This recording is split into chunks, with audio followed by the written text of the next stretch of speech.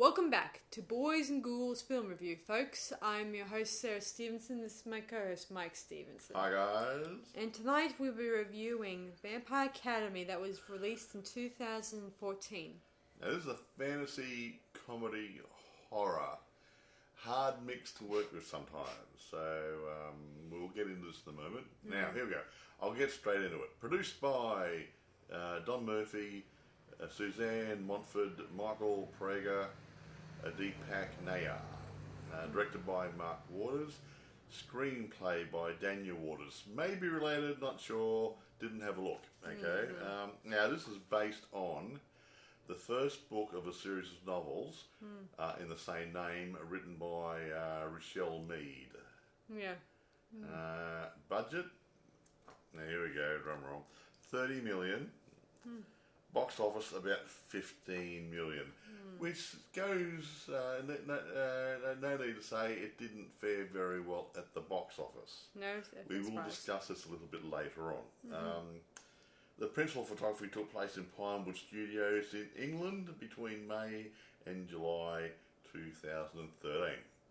So, I won't go into too much because we'll talk about things later. Now, the cast.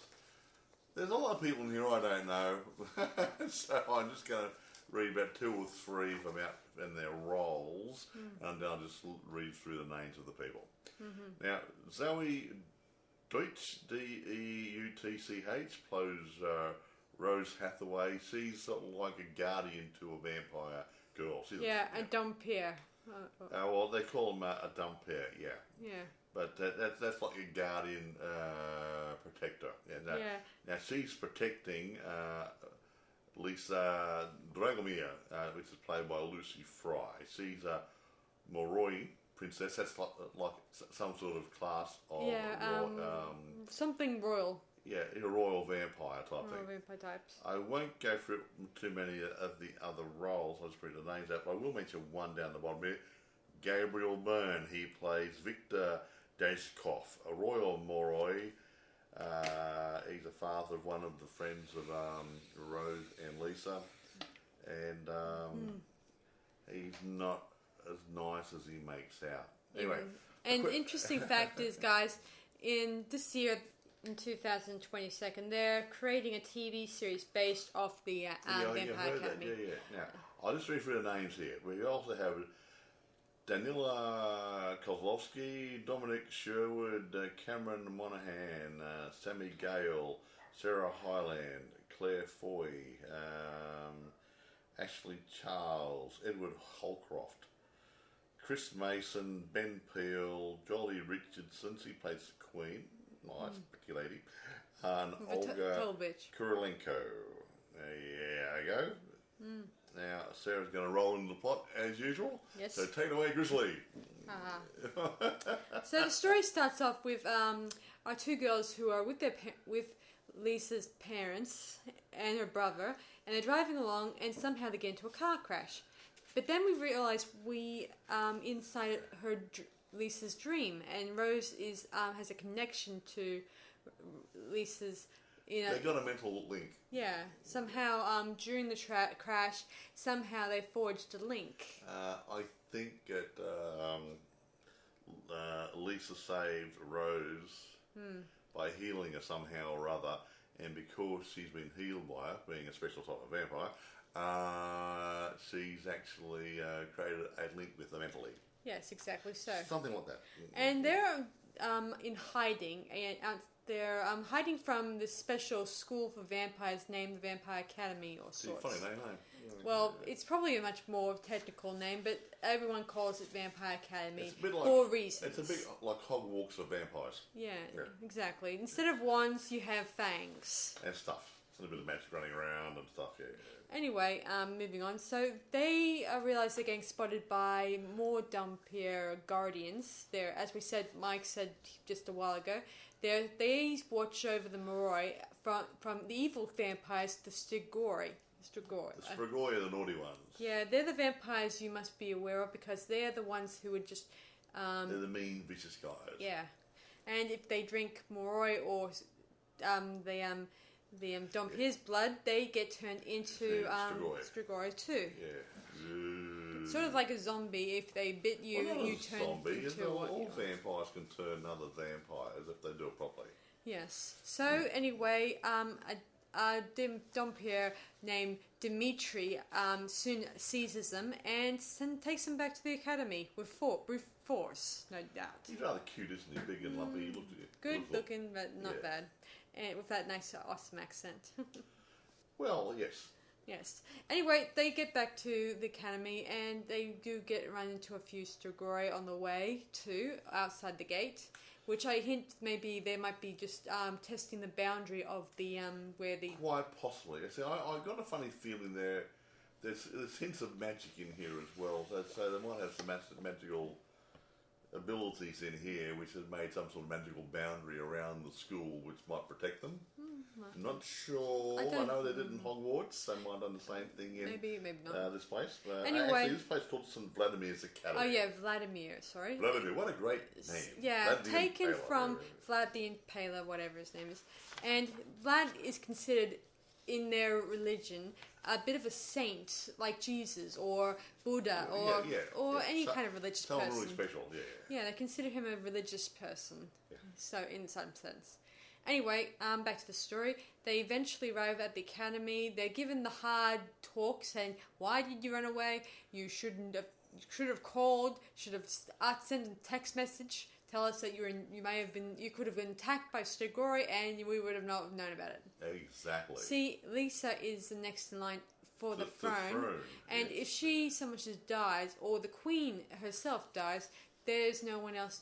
The next one in line would be given to, say, someone else. Well, I got a funny feeling. I know who was supposed to be Gabriel Byrne. Victor, that's good. Yeah, Victor is probably next line after this, but I'll get to that later. Yeah. So, Dimitri takes it upon himself to train up Rose to become a better guardian. Yes, he was a guardian, which is only a guardian in training, so he's trying to upskill her a little bit. Yeah, see, she hasn't kept up her training regimen outside in the real world. Because she's been too busy keeping a low profile. Oh, yes. So, anyway, they're told that you're going to up your training and hopefully get yourself a bit of more skills on your side. Up your training, sorry, yeah. Anyway, meanwhile, while this is happening, Lissa is having a struggling time trying to keep a low profile herself inside the academy, but everyone is really on her case. Most of the kids are not nice to her, they're not nice to Rose, and the only person who's still talking to them is Victor's daughter, obviously. Yeah, she's a bit of a weirdo, but... she's a very chatterbox type weirdo. But it's a little bit like... Who's a little guy in Harry Potter who's a hero worshipping? The little guy with the camera. I can't remember his name. I'm so bad with names, guys. Yeah, whatever. He's a little hero worships little guy, Yes. Yeah. And so she gives them a hard time, and this is while they're at church. Some sort of church, so this is where where they're talking about Saint Vladimir. That's what his name is. The one who started the college. And he talks about Shadow Kiss Guardian, his Shadow Kiss Guardian, and this gives Rose a bit of a flashback to past events that she can't really piece together yet. Which says that she's shadow kissed and she must protect her best friend and all that stuff. And then we get a bit of a disturbance inside the chapel where someone has vandalized a sort of what do they call it? Memorial to her parents that passed away in the car crash. That's right, And it's saying leave or die sort of thing. Somewhat. Yeah. And the Guardian's guests escort her away. And slowly Rose begins to piece together what's up.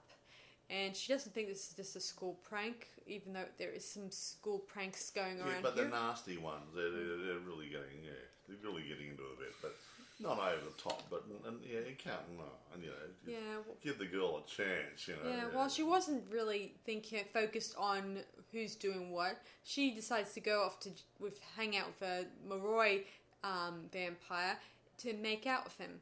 just so you guys know, vampires cannot ever have children, and therefore Moroi is able to mate with another, vampire guardian, or with their own kind. Considering it's very technical and it's in the book, obviously. Vampires aren't allowed to. Yeah, they can, but they can't. Yeah, see, Moroi cannot.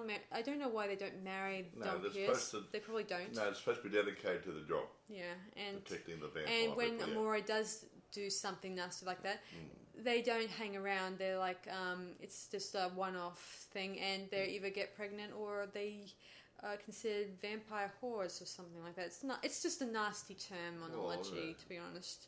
Anyway, well, you have got it a little bit wrong here, but don't worry about it. Yeah, well, it's bad terminology. It doesn't matter. Moving right along. Anyway, back to the story. Dimitri follows them and he tells them, gives them a sorry recommend, telling them you guys should not be fraternizing during daylight hours. Daylight hours, everyone has to go to bed. It's like that. Yeah, sleepy time for vampires. Yes, and except for the Dompierre, they can stand outside in the sunlight, but they're half human, half vampire or something like that. Like that. And as for Moroi and Strigoi, they can't really stand the sunlight. Yeah, they're full vampires. The good ones and the bad ones both can't go out in the daytime. They get a bad tan. Yeah, but then this is where Rose gets one of her mental links with Lissa, who somehow finds a dead fox outside her room. Yeah, poor fox. And of course, they think it's Lissa probably doing this. Maybe they're thinking that they're driving her crazy or something like that. We don't know. And eventually, she confides to Dimitri that she wants to fight and find the culprits and all that stuff. She says that he's teaching her to run away, but she wants to fight back and be serious about it, serious about training, all that stuff. And he's the only one who's likely to train her. And at the same time, she's really crushing on him, big time. But he's cute, big Russian type guy, you know. Yeah. I know it's a bit of a sore point at the moment, that Russians, but in the movie. Sorry. I wasn't going to bring it up, broach the subject, but I don't think it's at fault. Move right along. Anyway, back to the story. Eventually, Lissa decides to use compulsion on everyone of the the students in the school, except for a nasty little blonde named Mia, who's just causing a little bit of school bullying. She's mean. Anyway, Lissa thinks it's their doing that they're causing all this bile bullying stuff. So she uses compulsion. That means hypnotizing them into believing what she wants to believe. Yeah, why not? She also has a crush on this nice other vampire guy named what's his name, Christian, who's really good looking too. He's not liked either, because didn't his parents become Strigoi? Yes, somehow they turned Strigoi out of their own free will, yada yada yada. Don't know the reason, probably. It would have been mentioned in the other books. Yeah. Anyway, so he distances himself from her when she starts using compulsion, and she starts hanging out with her old boyfriend and old crew, or whatever. And this upsets Rose because she starts realizing that she's using too much of her own magic. See, apart from the Moroi being, sensitive to daylight and all that, they have these special gifts. Well, she does. See, some vampires can, control earth, fire, wind, all that sort of stuff. And what was the last one? Water. Water, yeah. But she got a healing sort of gift. Yeah, but in her case, she has all four elements, which means she's also a healer, and they call it the spirit. Yes, that's what they later discover. Anyway, every time she uses a magic or compulsion, she continues getting these itchy feelings and starts developing scars on her wrists. Scars on her arms and wrists and everything, Which makes it even more serious when you think about it. So, anyway... I wouldn't do it. Mm-hmm. No, anyway, when they're at a party, Rose gets fed up with Lissa's behaviour, and Lissa thinks that she's manipulated the threat. She thinks it's all the kids who are causing these... the foxes getting killed in front of a room or something, or even sending those awful messages. But eventually, it's not true. It turns out to be something much more. And this is where we find out that Miss Krebs, one of the teachers, who mysteriously disappears. Miss Carp? No, Miss Carp, sorry. Creb? Sorry. There's some weird names in this production. Well, yeah, I know. Carp. If you change the words around, you got crap. Anyway, Sorry? we find out that she used compulsion on Rose to make her realize that she needs to get away from the academy badly, but doesn't remember why. Eventually, she filled out that it's not Strigoi that are after them or school bullies. It turns out to be something more really bad that's hidden in the walls of the academy. Within the walls.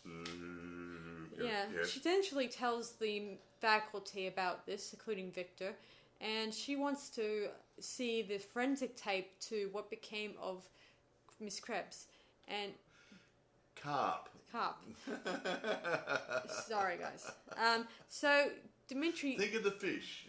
Dimitri takes her down to where the to the security office, and he shows her the video where, in a final moment, she bites into one of the guards or one of the doctors, and she turns into a Strigoi. And of course, they say that she disappeared. Lovely. Anyway, back to the story. And so Lissa eventually tells the faculty that she did not have any cuts on her arms or feeling itchy. No. But somehow, I think she healed herself unintentionally. Well, she could heal everybody else, so yeah. Yeah. Yes. Eventually, Christian and Rose just go up to the special upstairs room where all the special books are to find information on why this is happening to Lissa. They found out she had spirit, and somehow Vladimir also had the spirit type power. Yeah, Vlad.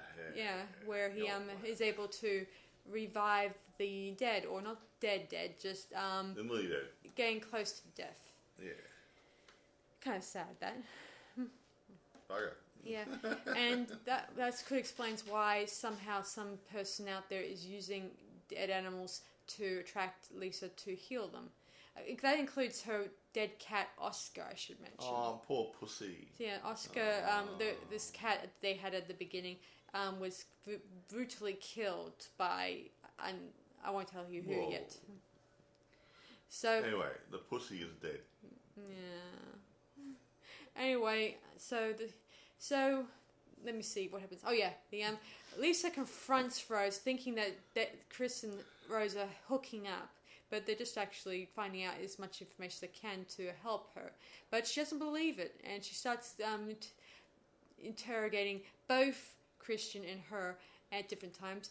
And eventually, while Rose is following her, she ends up breaking her ankle on a fractured cement. Yeah, the cement gives away like magically. Yes.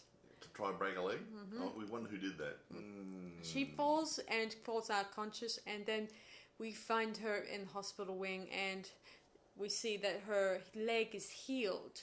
Yeah, and not bad, eh? Yeah, and the princess had to do a lot of drinking of blood. Yeah, actually, when she heals somebody, does something, she loses a lot of energy and power out of her body, and she has to top up.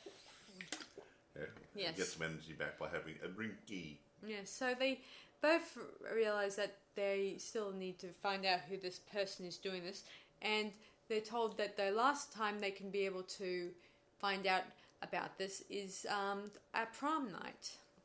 Now I'm using the term. And so they're told, so Victor offers to take them out dress shopping in order to find some nice dresses and stuff along with his daughter. He's a nice man. Mm-hmm. Not. So not. Yeah. Moving right along. All right. Yeah. They then head down there, and Lissa offers to buy Rose any type of dress she wants, or not really any type of dress. A nice one. A nice one. And of course, she was offered to buy this awesome necklace, a rose type necklace. It was on the expensive side. Yeah, like 1,200, I think, really or more really than expensive. that. I don't know. Whatever. It didn't have any no symbols there to indicate how expensive. We didn't know what sort of currency it was, whether it was lira, drachma, or dollars, Europe. Pounds. Not important. Soon enough, as they're preparing to get themselves organised for prom,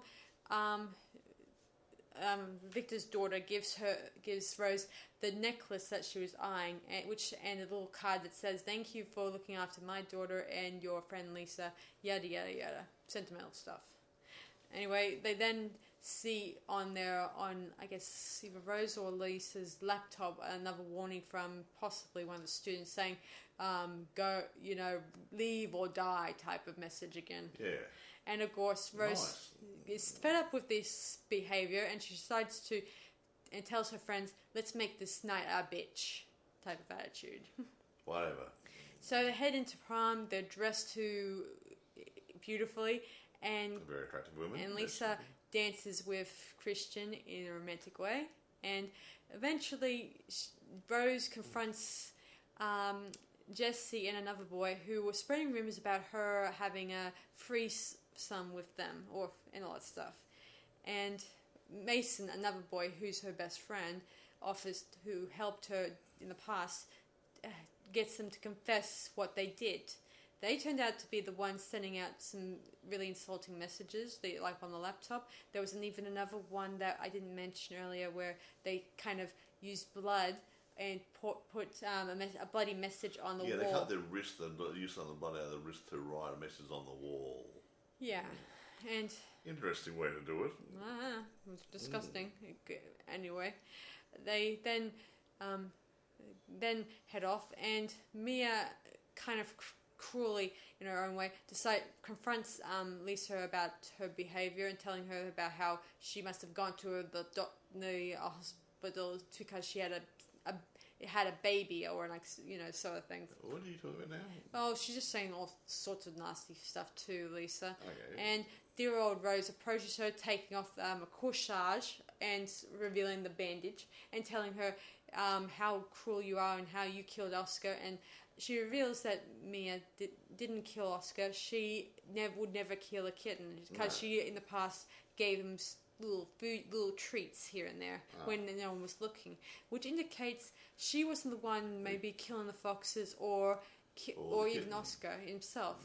So that Rose then punches her and says, "Oh, I took just the high road just then."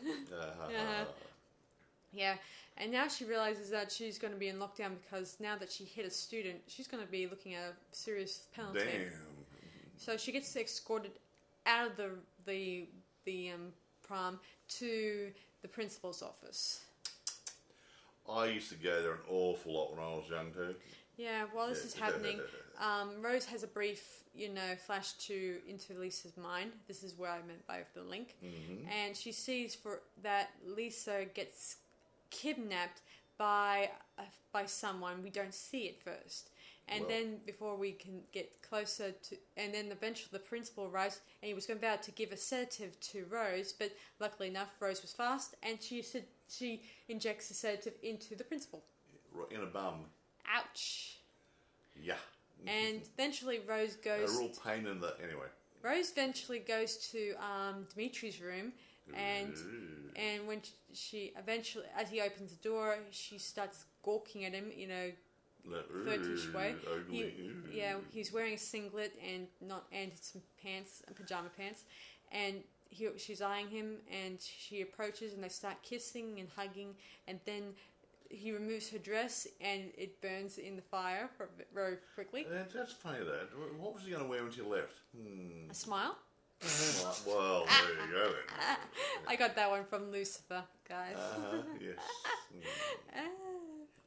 Good old Lucifer, yeah. Anyway, they're in his bed and they're about to get down to it, but then he tears off her necklace and which reveals that they're under an enchantment. Yeah, somehow anyway, they then then Rose and another guardian and Dimitri, they head into a car and try to locate Lisa. Yeah. And also coming with them, unknown to them, is Christian, who wanted to help out. Yeah, he's a nice boy. Misunderstood, but he's a nicer boy. Eh? Yes. Rose starts trying to get her connection going. It takes a little while to get moving.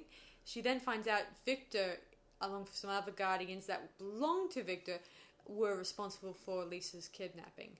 As it turns out, he has this special disease that allows him, that he's slowly dying of, I think. Yeah, he is. He's dying. And he needs Lissa's healing powers to rejuvenate him. Yeah, and the only way he can fully recover is that she dies. Yes. And he thinks he has a right to be the next in line for the throne, yada yada yada. So the Queen does. So Gabriel Byrne's not a really nice guy after all. He's played the devil. He's played a mean vampire. He played Ufa Pendragon, and he was naughty in that as well in Excalibur. Yeah. Anyway, so of course Lissa refuses to heal him because this would result in her own death. Yes. He then brings in another Moroi who's blind who has powers over the air. So he kind of sucks the oxygen out of her. Yeah, so she can't breathe. Well, why don't you just put a sock in her mouth or something? I don't know. Anyway, put a plastic bag over it starts affecting Rose also, meaning they're both, they're linked. As we said, linked, and I think it's more than just a link. It's like a horrible version of stigmata. They get hurt, you get hurt. Whatever. Anyway. Like horror movie twins, happens to you, happens to me. Exactly. Yeah. So anyway, they eventually start arriving to the location, and then Dimitri and the other guardian, they then head inside and try to stop them for what they're going to do. Rose and Christian do the same thing as well. But fortunately, Lissa, in her weak state, tries to escape on her own, unaware that help is on its way. Help is on its way. Of course, the guardians, Victor's guardians, put up a bit of a fight, but eventually they are no match for Dimitri, Rose, and Rose and Dimitri, obviously. I don't know the other guardian's name. Anyway, eventually, Lissa does eventually escape through a window, but she gets chased by these Psy hounds. There's something like big wolf type thingies. Yeah. But they're under control of the owner. They will track somebody and run them down, but they won't attack until they get the command mentally. Interesting thought is that the Psy hounds were originally filmed using trained dogs, but the director, Mark Waters, was not too happy with the way they looked, so they replaced it with CGI dogs. They worked okay. I know. Anyway, the Lissa tries to maneuver them, and eventually they led her to a helicopter, which means that will be the Victor's escape route from, whatever. Yeah. Good old Victor. Yeah, and they eventually Rose and Chris arrive, and they try to take down that guardian, but unfortunately Christian is not really good with his fire abilities yet. Well, he's only got a little bit. He's not that confident outside the classroom either.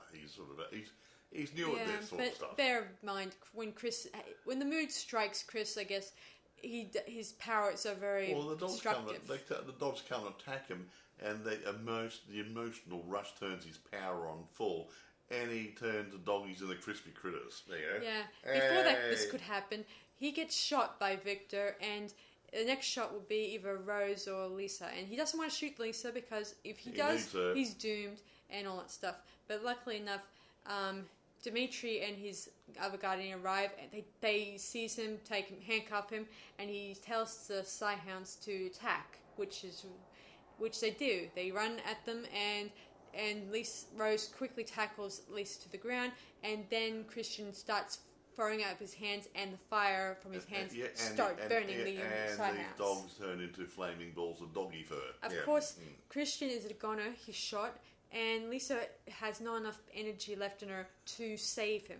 So you had a drink out of Rose. Yeah, in the beginning she did that too. When they didn't have any feeders or any blood donors, she relied on Rose as her blood source throughout. Gobble, gobble, slurp, slurp, slurp. which is probably one of the reasons why this causes a big stir around the choir or school. That's what they call a blood whore or something, right? Yeah, because she was feeding off her instead of being a guardian. Yeah. So you see, that was the blood whore bit you got confused before. Yeah, kind of gross. No, yeah, it's supposed to be a guardian, not a feeder.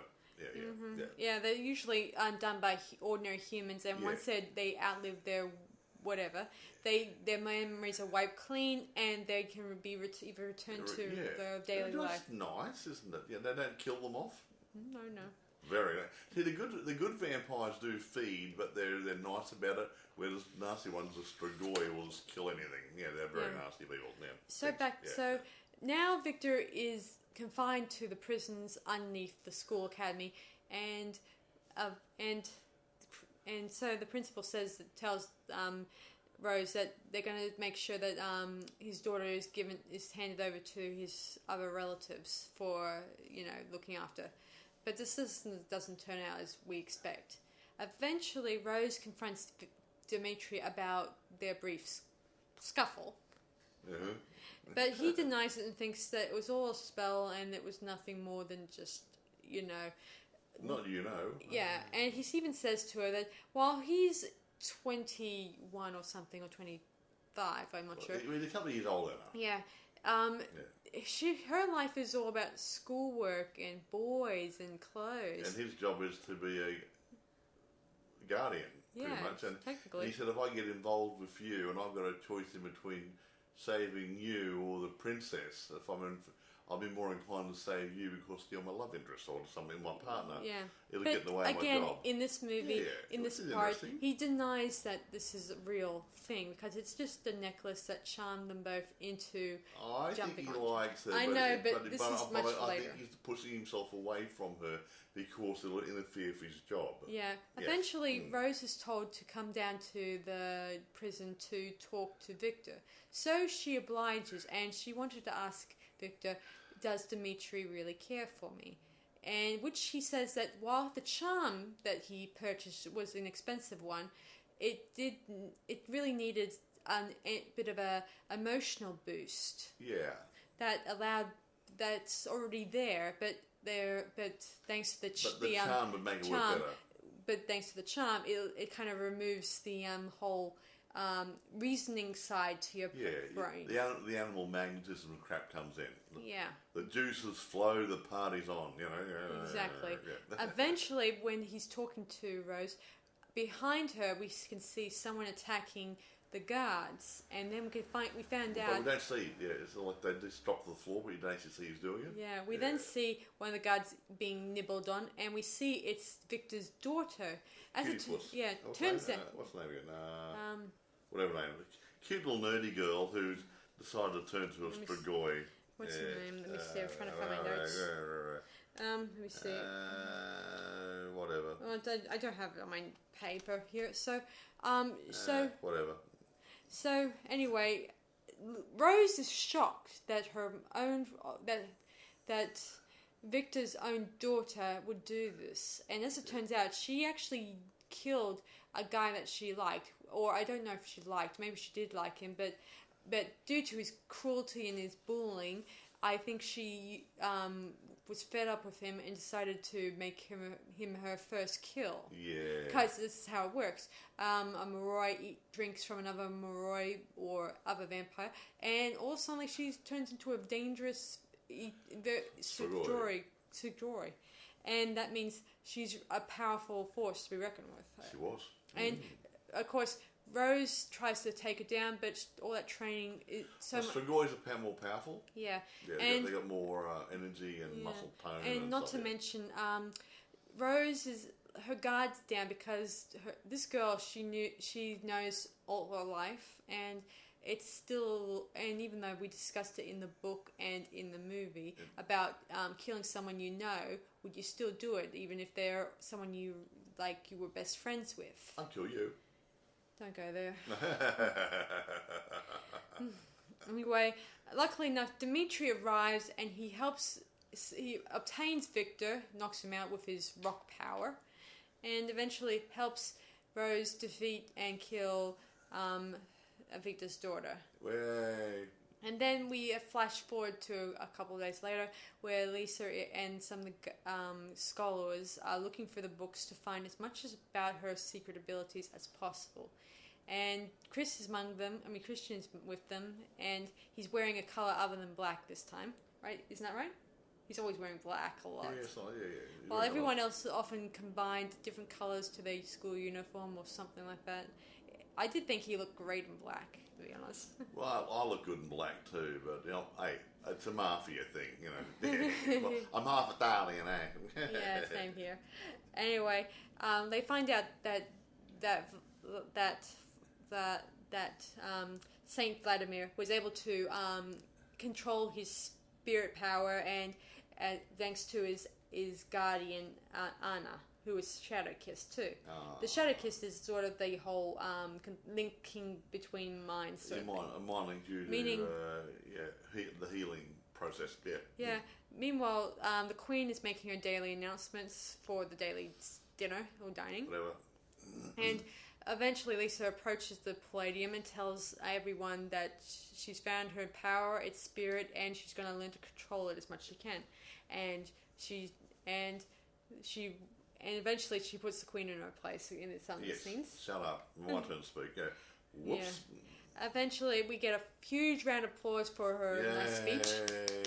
And the next day we see Dimitri practicing, is it Tai Chi? Oh, yeah, Tai Chi, I think it's doing, yeah. Yeah, and Rose goes and chats him up. Yeah, and she says that you did have some feelings for me, and of course this is the bit where you mentioned earlier. He can't. He's like, if I get involved with somebody, then it's going to interfere with my job. Yeah, and she wants to kiss him, and as they slowly move in, she gives him a flip unexpectedly. Straight over her shoulder. There you go. Yeah, gotcha. She yells triumph and says, "Are you entertained?" Type of thing. I'm not sure. I don't know where the term came from. She said something. And she briefly kisses him, and she heads off on her way, and he watches after her with smiling. I think he's really attracted to her, but he has to keep his mind on the job. Like I said, if I get too close to somebody, I'll protect that person instead of doing my job. Yeah, and that's the problem with it. Yeah. But would you take a bullet for the princess? I got my girlfriend there. No. Yeah. Anyway, that's the. So the story closes where Rose is just talking about blood and good blood and stuff, and talks about how school has its full of enemies and villains and stuff like that. Then she spots a raven, whom, as it turns out, was a bird that Lissa fixed up early, and eventually Rose tries to beckon it to her, but the raven just flutters off. Yeah, buggers off. And he says, "Well, same to you, buddy." And then we zoom out, zoom really far, and we see a bunch of Strigoi inside a cave. Getting ready to attack the college, we believe. And, they say now, one of them says now, but the ex-teacher vampire says, approaches him and says soon, which may not be today or tomorrow, maybe very later on. Whatever. Anyway, the end. Done. Yay! Well, as much as I could. I mean, I would have gone into it more but it's been a long day for me, so I won't go into details. Anyway, whatever. We're tiring. We have had a few things to do today. Now, I won't talk too much about production and stuff, but it is what it is. There was a bit of CGI and stuff. Look, the storyline's average. It's not too bad. It is coherent. I didn't find it very confusing or anything. Yeah, the film was originally titled Vampire Academy Blood Sisters, yeah, but unfortunately that was the name of the first book or something or other. But no, it wasn't. It was just called Vampire Academy. No, it was a series of books, I think. No, it was the first book was called Vampire Academy. Trust me, I've read the book. I read something here in my notes that they actually changed it because I don't care. No, I'm going to do it. Whatever. I had it. Yeah, whatever. Yeah. No, the title was initially changed from Vampire Academy to Vampire Academy Blood Sisters. This was the name of the first book in many foreign languages, and a different name for each film was wanted. Well, it was not my book. So the lot was changed back to simply Vampire Academy. So, yeah. Okay, right. I was right. Yes, I won. No, you didn't. I did. You're wrong. Okay, whatever. A lot of shots were done in England, Surrey. The exterior shots of the academy were at the Charterhouse School in Surrey. And some of the shots were done in America, around Montana. Whatever. Blah, blah, blah, blah, blah, blah, blah, blah, blah. Principal photography commenced on May 28th, 2013 in London at Pinewood Studios. They get around, don't they, guys? Was Pinewood or Shepperton the ones that did James Bond? That would be it. Yeah, whatever. Now, I won't go too much on reception. It didn't go very good with the critics. No, but the critics there, it's Rotten Tomatoes and stuff. It's not a real critic. Okay, go Metacritic ahead. is not a real critic. Okay, go ahead. Now, the guys in newspapers, they're real critics, they're idiots. Yeah, I think the main problem with this movie, look, it's not a bad movie, don't get me wrong, but I think the main problem is it's served up as a fantasy comedy horror. Okay? Now, if people are looking for fantasy, well, there's fantasy in it. It's not a lot of comedy. It's light-hearted. There's not a lot of comedy in it. And there's a little bit of horror in it. Now, I would have liked to have seen a little bit more action in it, which might have actually built the dialogue up a bit and made it a bit more interesting. And I think that's why it's been downgraded a tad in the reception. That's all. I mean, nothing major, but they've served it up as another day at school almost, instead of Yeah, in the past I've read several vampire books that deal with high school or vampire school in general, and this one I'm kind of proud of most of all, but the other ones never even came close to making it a TV show or anything like that. I've seen a lot worse movies rated higher by the critics, so I don't understand how it goes sometimes. It's not a bad movie. Some people are going to comment that the CGI isn't as great as it could be. It was passable, okay? And all CGI gets down to how big's your budget. You know, if you got a limited budget, you got to pay for this, that, and everything. You got so much to do to special effects. Well, you work for what you got. You know. Did it say which school they and where the location of the school was? I just told you that. What was it again? The Charterhouse something or other in Surrey. Little Surrey with the fringe on top. Sorry. Whatever. So yeah, it's really hard. You've got a budget to work to, and you try to make the dollars go so far. And sometimes you might be spending on too much of one thing and not on the other thing, which might make the movie better. Look, it's short. It's a good movie. Could have been a tad better. Yeah, can't be helped, guys. Yeah, but the script could have been a tad more interesting if they brought some more action into it. I mean real action, not pretend action. Like, hey, look, these naughty guys trying to stop our car, beat them up, there we go, let's go inside the college. That's not a big action thing. Like a big chase scene and heads flying off and stuff. That'd be really good action stuff. But that sort of stuff wasn't in it. And you think, well, it is vampires, and they've got some mean guys trying to kill the good guys. The Band-Aid's not going to cut it. So that sort of stuff. So you could have had a little bit more attention paid to the action side, even though it's not an action movie, needed a little bit to make it more interesting.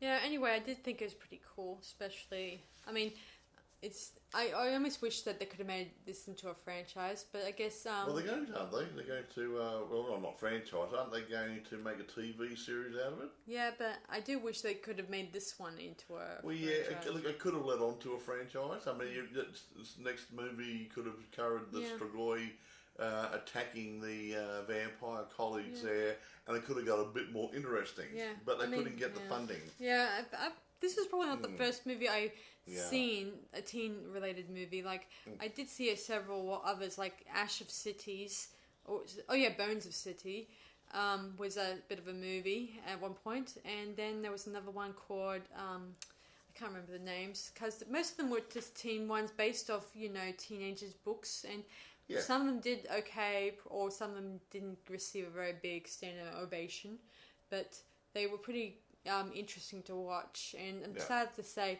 it's a shame they never continued the story to continue. So the people will know what's going to happen next. I think there was even one called The Fallen, which dealt with a girl who finds out about living angels living that are living on Earth. Oh, I know a living angel. Yeah. My granddaughter. Amelia, she's cute. Yeah, and that one is about a girl who discovers a bit of a love interest angel who's part of the fallen, like he's fallen out of, from heaven. We just get on with it, will you? I think the people know about the fall. Yeah, okay. Some of you guys may have read the book, others may not. Nah. Okay. You on. finished talking? Yes. Okay. Mm-hmm. Some of the critics liken this movie to a cross between Twilight and Mean Girls. Go figure. And Harry Potter with Twilight elements. It is a mixture. It's a mixed match. I think they borrowed some ideas and themes from different movies when they put this one together. Yeah. And you can see where it's going, but to me it didn't quite get there. Yeah. Even though, again, I said it's not a bad movie. I can't grade it high. I'm going to grade about an 8. Yeah, imagine at the time when they were trying to work out which vampire schools. Yeah. Like, they were trying to figure out which one they should go with, and I guess this one took their fancy eventually in the end. The school's a school. I hated school, honestly. Me too. I'm glad I never went to boarding school. I'm glad I got out. I'm only glad I never went to boarding school. Well, I'll see the sending you. What? I just think boarding school is like, living at school and at the same time eating their rubbish. Well, the food's usually, one step up from prison food. No. Yeah, who knows what they're served. By the way, Amazon, plenty to rent or buy. eBay, plenty for sale. So, other buying or renting streams, you should be able to pick up a copy. Look, I reckon, if you don't mind, if you like fantasy, the old Twilight thingies and that sort of stuff, look, give it a go. It's not a bad movie. Again, it could be a tad more action in it.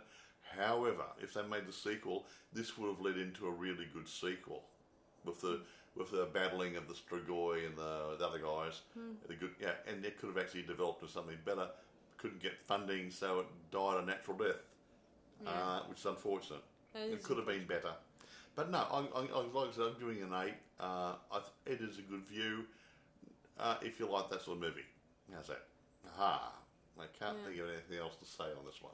Yeah, well, anyway, do you want to rate it now? I just did. 8. Okay. So I'm going to rate it 9.5 out of 10. Good. Because I like the whole teenagers in a vampire school type thing. It seems like a lot of fun, and I do wish the when they do the series, the TV series, I just hope it does reach the thing that the audience necessarily wants or needs. Exactly. I just hope they even pick out Nossum Dimitri too. Yes. I also hope that they follow the storyline and don't give us a requel. Yeah. It's another point too. Or not a requel or remake or anything. Reboot. One thing about this movie, I think they might spend too much time with backstories. Yeah.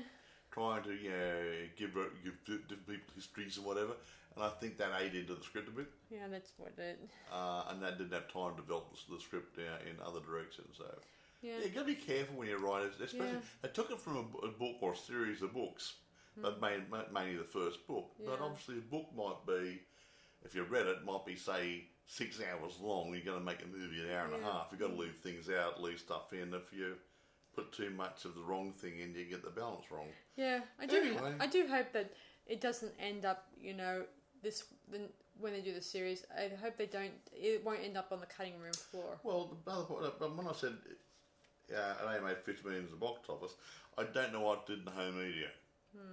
I might have made money on it eventually, which is good. I never like to see a production company out of pocket. Because it's really hard, all the hard work they put in, and it was a crappy movie, didn't go good at the box office, but then it gets a cult following, and they sell thousands upon thousands of copies and make a lot of money out of it. I know I know last night was not my first time I watched it. I always enjoy it, especially the whole vampires and teen stuff. So do I.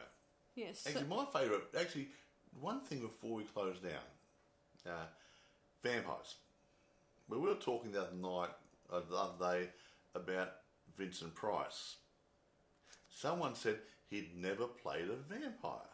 Yeah, I think we discussed that when I we were did, no, in we're back on Vampire Club. vampires here at the moment. And I think I mentioned when we did Monster Club, he was playing a vampire in it. Mm-hmm. So somebody made a mistake. Mm-hmm. But getting on to dear old Vincent, he dearly departed. He's off there for all the other ghouls and goblies and goblins and whatever. His most favourite movie he ever starred in was A Song of Bernadette, which wasn't a gothic horror, wasn't a meanie thing, and wasn't a drama. Oh, it wasn't drama. It was a religious movie. Don't go figure that one out. I mean, he does all these great horrible roles. His favourite movie was a religious drama. Go figure it. I think we can't discussed figure this it, one can you? back already. We might have, but they might not have heard it in the other ones. Not everyone's going to listen to 200 of our podcasts, are they? No, but they probably heard this about the fact he did Not do necessarily. When he did Vampire Club. That was the only vampire role he did. Yeah, but some and of they may not listen to the Vampire Club yet. But yeah, so his most favourite role was a religious movie. Can't figure it. Anyway, moving on. So we are talking about vampires now. I thought I'd just throw it in, okay? Yeah, well, we already heard this before already. So anyway, thanks for listening to our latest podcast, everyone, and I hope you guys enjoyed this review. I enjoyed it. So this is Sarah Stephenson. And Michael. Saying see you guys for our next podcast, everyone. Bye for now. Talk to you soon, guys. Bye. Bye.